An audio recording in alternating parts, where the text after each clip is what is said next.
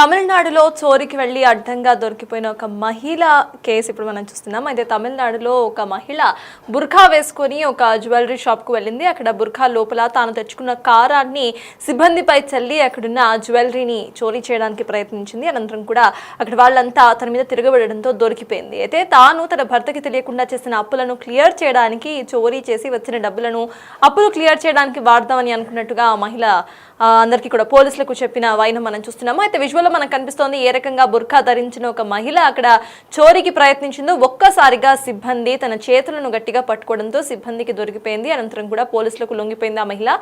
ఆ తర్వాత తన భర్తకు తెలియకుండా చేసిన అప్పులను తీర్చడానికి ఇటువంటి చోరీకి ప్రయత్నించినట్టుగా తెలుస్తోంది. జ్యువెలరీ షాప్లో చోరీకి ప్రయత్నించింది. చోరీ చేసిన నగదుతో ముందుగా తాను చేసిన అప్పులన్నింటినీ కూడా తీర్చాలనే ప్లాన్తోనే ముందస్తుగా బుర్ఖా లోపల కారాన్ని పెట్టుకొని వచ్చింది ఆ మహిళ. అయితే మహిళను జ్యువెలరీ షాప్ సిబ్బంది అక్కడికక్కడే పట్టుకున్నారు. చెన్నైలోని తిరువత్తూరులో ఈ ఘటన చోటు చేసుకుంది. సీసీటీవీ ఫుటేజ్లో మొత్తంగా ఈ ఘటన మొత్తం రియాక్ట్ అయింది. శ్రీ మంజు జ్యువెలర్స్లో ఈ ఘటన చోటు చేసుకుంది. అయితే ఆ యువతి బుర్ఖా వేసుకొని తాను చేసిన అప్పులను క్లియర్ చేయడానికి ఒక ప్లాన్ వేసింది. ఫస్ట్గా జ్యువెలరీ స్టోర్కి వచ్చి అనంతరం కూడా జ్యువెలరీ చూస్తూ ఉండగా సిబ్బంది కళ్ళల్లో కారాన్ని కొట్టి జ్యువెలరీని తీసుకువెళ్ళాలి అని అనుకుంది ఆవిడ. అయితే కారం కొట్టే క్రమంలో అక్కడ సిబ్బంది అలర్ట్గా ఉండటంతో తన చేతులను గట్టిగా పట్టుకొని ఇటు సిబ్బంది తనను పట్టుకోవడం జరిగింది. దీంతో తన ప్లాన్ అట్టర్ ఫ్లాప్ అయిందని చెప్పాలి. అయితే అనంతరం కూడా ఏదైతే జ్యువెలరీ ఉందో ఆ జ్యువెలరీని అమ్మేసి ఆ తర్వాత తను చేసిన అప్పులను తీర్చుదాం అనే ప్లాన్లోనే శ్రీ మంజు జ్యువెలర్స్కి వచ్చినట్టుగా చెప్తోంది. దీనికి సంబంధించి ఇటు మంజు జ్యువెలర్స్ నుండి ఒకళ్ళు మాట్లాడారు, సిబ్బంది మాట్లాడారు. అసలు సిబ్బంది ఏమన్నారో ఇప్పుడు చూద్దాం.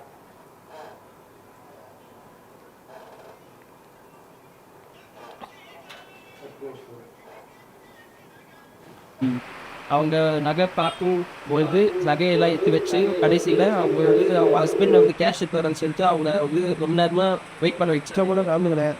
ஒரு 3 minutes ஆயிடுச்சு, ரொம்ப நேரம் ஆயிடுச்சு. அவங்க யாருமே வரல, ஹஸ்பண்ட் வந்து யாருமே வரல. அவங்க அதுக்கப்புறம் அவங்க ஏஞ்சி நிற்கும்போது அவங்க பின்னாடிலேருந்து ரொம்ப கையில் கத்தி ஒரு சைட்லையும் மிளகா பொரிய வச்சு எங்களை அட்டாக் பண்ண ட்ரை பண்ணேன்.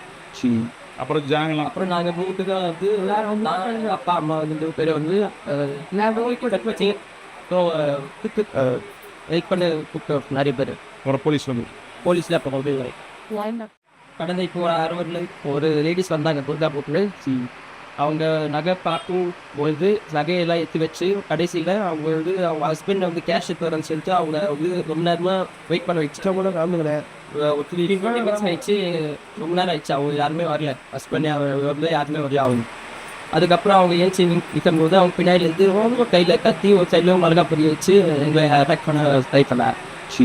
அப்புறம் நாங்கள் வீட்டுக்கு தான் வந்து நான் அப்பா அம்மா வந்து பேர் வந்து கட் வச்சு வெயிட் பண்ண கூப்பிட்டோம் நிறைய பேர். போலீஸில் அப்போ மொபைல் చెన్నై తిరువత్తూరులో జరిగింది ఘటన. శ్రీ మంజు జ్యువెలర్స్ లో చోరీకి ప్రయత్నించిన యువతిని అక్కడిక్కడే పట్టుకున్నారు సిబ్బంది. దీనికి సంబంధించిన పూర్తి అప్డేట్స్ మా ప్రతినిధి దామోదర్ అందించడానికి సిద్ధంగా ఉన్నారు. దామోదర్, చెప్పండి, ఇటు తన భర్తకి తెలియకుండా చేసిన అప్పులను క్లియర్ చేయడానికి ఈ జ్యువెలరీ షాప్ ను ఎంచుకున్నట్టుగా ఆవిడ చెప్పినట్టు తెలుస్తోంది. అసలు ఆవిడకి సంబంధించి క్లియర్ రికార్డ్స్ ఉన్నాయా? అసలు పోలీసులు కేసును ఎలా నమోదు చేసుకున్నారు? అప్డేట్స్ ఏంటి?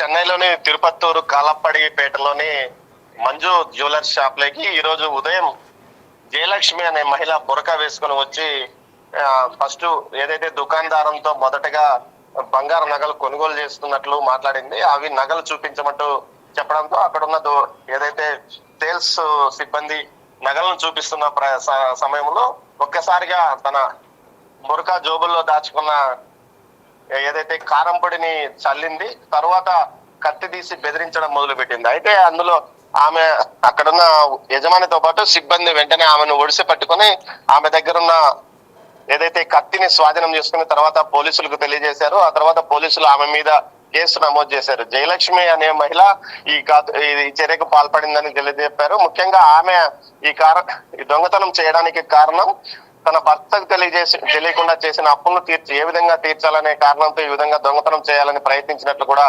తెలుస్తుంది. మొత్తం మీద స్థానిక పోలీసులు ఆమె మీద కేసు నమోదు చేసి దర్యాప్తు చేస్తున్నారు. మరోవైపు ఏదైతే దీనికి సంబంధించి సీసీ ఫుటేజ్ పోలీసులు విడుదల చేశారో అది సోషల్ మీడియాలో పెద్ద ఎత్తున ట్రోల్ అవుతుంది. Sarpanch yes, thank you Damodar. So yes, అక్కడ తన భర్తకు తెలియకుండా చేసిన ఏవైతే అప్పులు ఉన్నాయో ఆ అప్పులను క్లియర్ చేయడానికి చోరీకి ప్రయత్నించినట్టుగా మహిళ అయితే ఒప్పుకుంది. అయితే ప్రెసెంట్ ఈ వీడియో కూడా సోషల్ మీడియాలో వైరల్గా మారింది.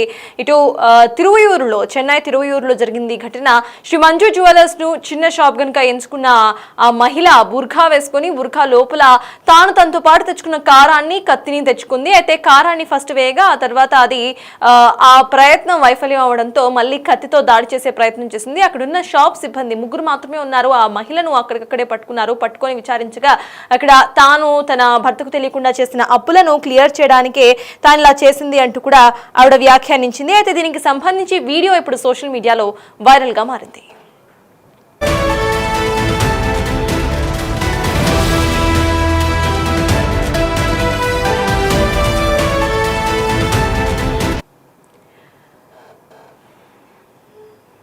చెన్నై తిరువయూరులో జరిగింది ఈ ఘటన. శ్రీ మంజు జ్యువెలర్స్లో చోరీకి ప్రయత్నించింది ఒక మహిళ. అయితే చోరీ చేస్తూ ఉండగా అక్కడికక్కడే పట్టుబడింది.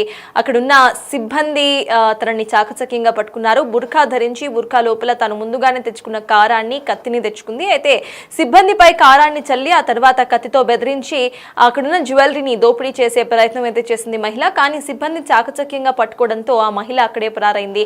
ఇక మహిళను పట్టుకున్న సిబ్బంది అడగగా తాను భర్తకు తెలియకుండా చేసిన అప్పులను తీర్చడానికి ఇటు చోరీకి ప్రయత్నించినందుగా ఇటు ఆ మహిళ ఒప్పుకుంది. ప్రెసెంట్ దీనికి సంబంధించి పోలీసులు కేసు అయితే నమోదు చేశారు. ఆవిడకి ఇంతకు ముందు ఇటువంటి రికార్డ్ ఏమైనా ఉందా, లేకపోతే క్లియర్ రికార్డ్సే ఉన్నాయా అనే కోణంలో కూడా దర్యాప్తు కొనసాగుతోంది.